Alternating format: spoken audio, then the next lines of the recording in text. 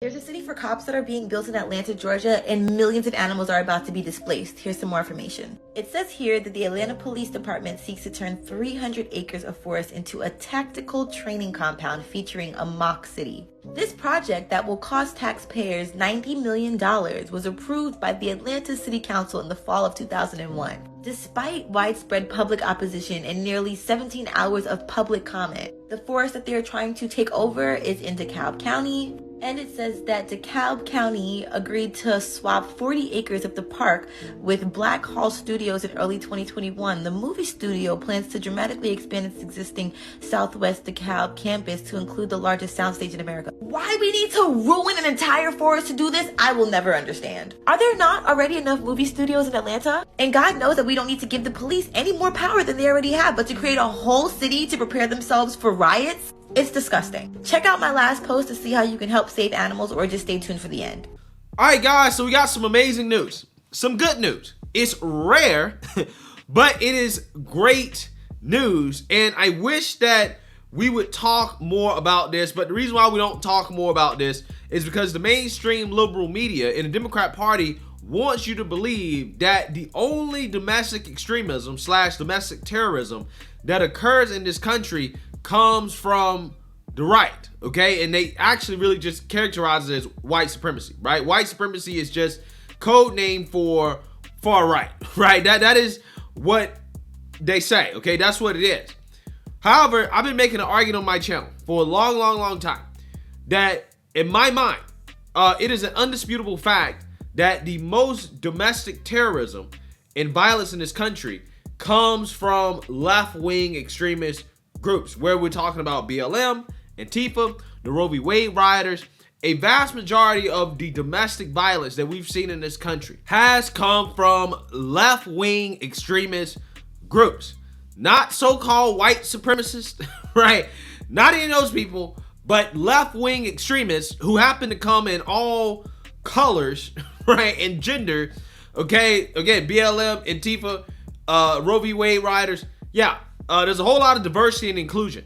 But again, the one thing that does unite them is that fact that they are, in my opinion, committing acts of domestic terrorism across the country.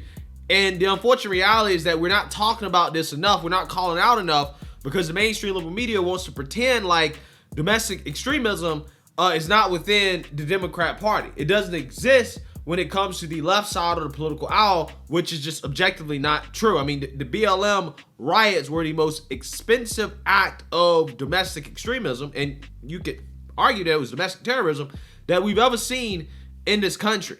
But for whatever reason, this is ignored. But we have another story here that is going to be extremely hard to ignore, but best believe it will be ignored by the mainstream media because it doesn't fit the narrative. About an act of domestic terrorism being committed by left-wing extremists. This time we're talking about Antifa, you know, the group that the Democrats said is just an idea, right? The idea Antifa. Well, 5 ideas, right? Or 5 people got arrested and charged with domestic terrorism in response to their opposition to what they call Cop City, which is basically a place that Georgia, Atlanta, is establishing as a training place for public safety officials. Antifa, because they're anarchists, right? Because they're agents of chaos, they didn't like the fact that they were going to establish these new training grounds for law enforcement, and they decided to protest it, and it ultimately ended up with 5 of them getting arrested and slapped with domestic terrorism charges. It reached a new level today. Authorities charged several people protesting a planned police training facility with domestic terrorism. Police raided the Entrenchment Creek Park, where several demonstrators have camped out in protest. Fox News' Christopher King spoke to some of those activists who say police are using intimidation tactics. The GBI accuses 5 demonstrators of domestic terrorism, but protesters say law enforcement is trying to demonize their movement opposing the training center. You're saying stop Cop City. Protesters are angry after scores of officers raided encampments at Entrenchment Creek Park. Activists oppose a planned training center for Atlanta police and first responders. They've camped out for months in the woods they call Wilani. Police tried to use intimidation to dissuade activists. On Tuesday, a joint task force, including the GBI, Atlanta Police, and DeKalb County Police, cleared out makeshift tree houses and barricades. The GBI says they found explosives, gasoline, and road flares. The Atlanta Police Department is using plastic bullets and pepper spray against unarmed, nonviolent political protesters. Police allege various types of criminal activity in the woods over the past few months, including carjacking, destruction of property, and arson. Protesters accuse police of smearing them. The police have been engaging in a deliberate campaign to demonize this particular protest movement. The GBI says protesters on Tuesday hurled rocks at police and attacked EMTs at Fire Station 10 nearby. Police arrested Francis Carroll, Nicholas Olson, Serena Hertel, Leonard Viacel, and Aaron Robinson. The GBI charging each one with domestic terrorism. These people were not involved in threatening anybody. They were not involved in endangering anybody. If they were just sitting out in the woods and protesting by being there, that would be fine. Mark Bolden is the HOA president of the Boulder Walk Homeowners Association near the park. He isn't buying protesters' arguments. The police have to do something. We asked Atlanta police about protesters' accusations. They would only say they use, quote, various tactics to arrest demonstrators. Activists vow to keep up their fight. Christopher King. Yeah, so you seen that, you heard that, right? These people were basically protesting the construction, the building of this police training facility that they dubbed Cop City. And they were being violent, okay? They were being violent while doing so, and they got arrested, right? They got arrested. Cops won't go into details about the tactics that were used, which basically means cops probably beat the shit out of them, which, I mean, hey, it is what it is. I ain't got too much to say about that. But let's actually read about this because, again, this is kind of a crazy story that we should be talking about a lot more. And I guarantee you, if these people were Trump supporters, right? If all 5 of these individuals were white and they were wearing MAGA hats, this will be all over CNN, right? It'd be all over MSNBC. But unfortunately, because they're left-wing extremists, which they told us doesn't exist in this country, you're probably not going to hear about it. But let's read about this because this is kind of crazy. 5 militants, part of a violent far-left occupation in South Atlanta, were arrested on Tuesday and charged with domestic terrorism and other felony charges. On December 13th, the Georgia Bureau of Investigation launched a raid on the so-called autonomous zone at the site of the future Atlanta Public Safety Training Center. Since June 2021, Antifa and other far-left extremists from across the U.S. have descended on the location to prevent the construction of what they call a cop city. Responding law enforcement were assaulted with rocks and bottles by militants occupying makeshift tree houses. The GBI says it found explosive devices and gasoline after the rioters were cleared from the area. Okay, so they found explosive devices and gasoline. What do you think they were going to do with that? Right? You think they had those things as just, I don't know, souvenirs, right? Collectibles? No. They were planning on using that against this facility. Okay, that's exactly what they were planning. These guys are textbook domestic extremists plotting acts of terrorism. That's exactly what they were doing. Sharia Abby Hertel, 25, who has addresses believed to be in Los Angeles, California, and Boise, Idaho, was charged with domestic terrorism, criminal trespass, aggravated assault, obstruction, and inciting a riot. She was previously photographed in a mask for an Open Society Foundation sponsored story about the autonomous zone in The Guardian. Leonard Voselli, 20, of Macon, Georgia, was charged with domestic terrorism, criminal trespass, and possession of tools of the crime. Nicholas Dean Olson, 25, of Bennington, Nebraska, was charged with domestic terrorism, aggravated assault, interference with government property, and obstruction.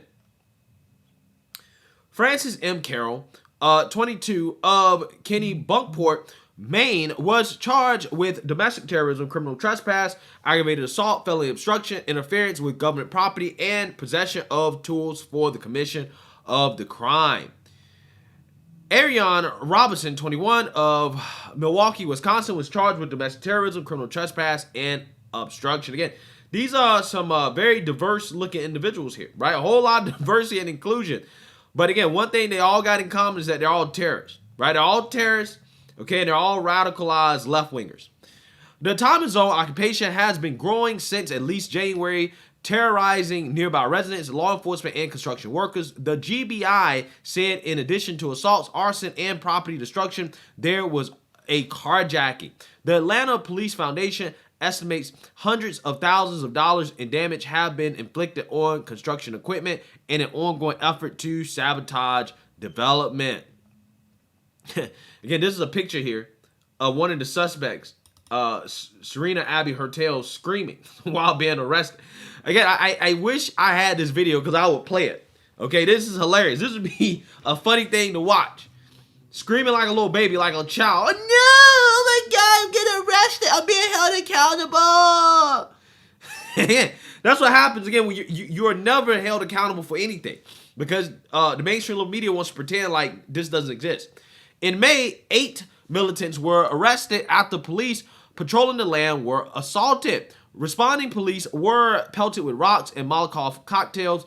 Nearly all of the arrestees were from out of state, with at least one, Abigail Scapyat, having been arrested at a BLM riot in Minnesota in 2021. In August, another 6 were arrested for crimes ranging from burglary to criminal damage. Left-wing groups used Twitter to fundraise bail for all the suspects. Yeah, that's who Twitter should have been banned. Right, Twitter, who claims they care about violence so much, they had no issues platforming people who were raising money for domestic terrorists to commit acts of violence against police. They had no problems with it. They did not feel the need to censor those people or to ban those people. But Trump, though, Trump is such a big problem. He's such a big issue. It's a shame. It really is. In the days ahead of the raid on Tuesday, rioters have been escalating violence by carrying out a series of arson attacks, including trying to burn a man to death. In late November, an auto mechanic who drove into the autonomous zone thinking he found free discarded equipment reported to police he was ambushed by people dressed in camouflage. Quote, "It seems to me like they were going to burn the truck with me in it," Richard Porter told 11 Alive News. He was forced to run for his life as his vehicle was torched. Yeah, so again, they're doing more than just protesting the construction of this facility like they claim. Oh, we're just peaceful. We're peacefully out here. Bruh, that's not what they're doing. These people are agents of chaos. They're terrorists. And they're committing terrorist activities. They want to cause as much chaos as possible. That is the purpose of their lives. Right? That's it. It's really that simple.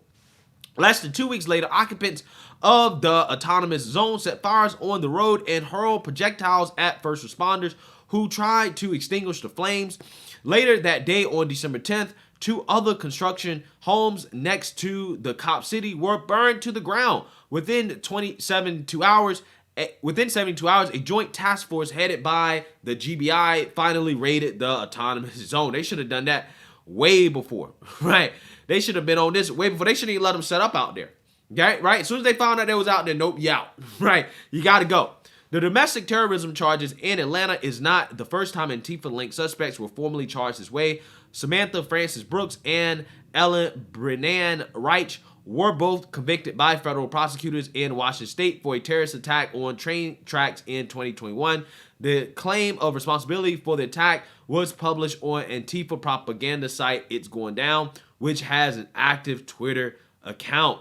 Those occupying the land at the Atlanta Autonomous Zone have also maintained an active Twitter presence using the account Defend LA ATL Force. Even after Elon Musk's takeover, Twitter remains an important function of the far-left ecosystem used to organize violent direct actions, identify targets of violence, and to fundraise for arrested comrades.